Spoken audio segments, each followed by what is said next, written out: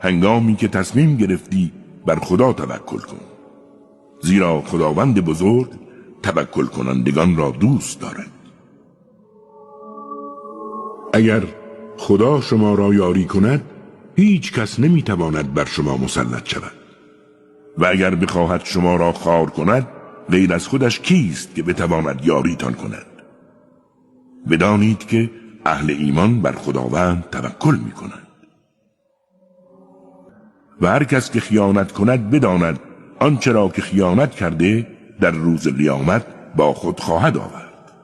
آنگاه جزای دستاورد هر کس داده شود، در حالی که به احدی ستم نمی رود. آیا کسی که در راه رضایت خداوند قدم برمی دارد مانند کسی است که موجب خشم خدا می شود؟ در حالی که جایگاه او جهنم است. و چه بد سرنوشتی است این جهنم.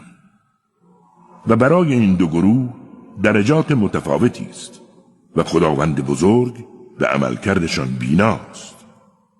و خداوند بر اهل ایمان منت گذاشت که پیامبری از خودشان را مبعوث کرد تا آیات الهی را بر آنها بخواند و پاکیزشان گرداند و کتاب و حکمت به آنها بیاموزد، در حالی که قبل از آن در گمراهی و حیرانی آشکار بودند.